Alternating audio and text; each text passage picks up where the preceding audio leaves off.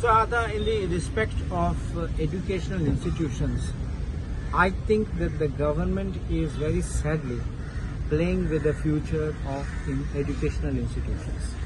And I think this is completely wrong.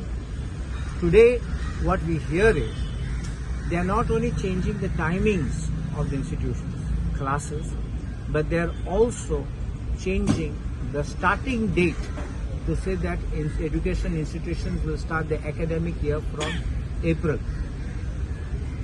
As far as the timing is concerned, in the NCF, I assembly noloille that there is a 29-hour per week schedule asa, and they are making it 39 hours. That is very contrary to your NEP framework.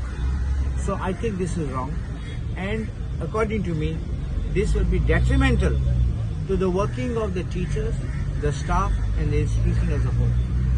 Secondly, as far as timing of the school is concerned, why is the department in so much a hurry?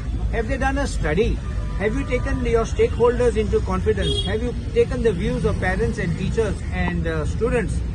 You look at it, our academic year used to start in June.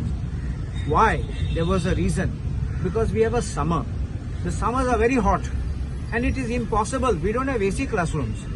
So it's very impossible to have this classrooms filled up and students attending during April and May, where it's unbearable heat which is here.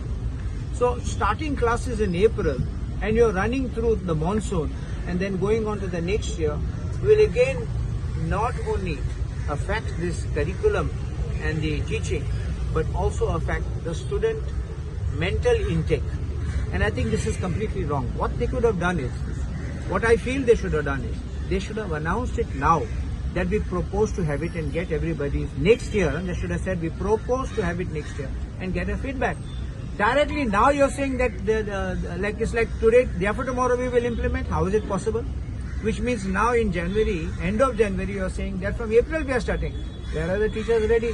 I'm sure that parents, I'm guaranteed आवय बापून तेंगे holiday planning केलें आसतलें भुरग्यांक व्हरपाक हॉलिडेक हांव जाणा भुरग्यां पासून प्लॅनिंग केलें आसतलें केसो कोर्सीस करपाक ड्युरींग समर ब्रेक नाल्यार खूंय भायर वचपाक फ्रेंडां कडेन आज सगळें काट करूं पडटलें and is this department of education so insensitive in Uttar Pradesh even in Bihar I've seen that the educational system has followed things in a much better way of following NEP.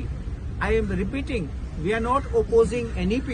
We are opposing the style of implementation of the NEP. It looks like there is one man who must be dictating this, how to do it.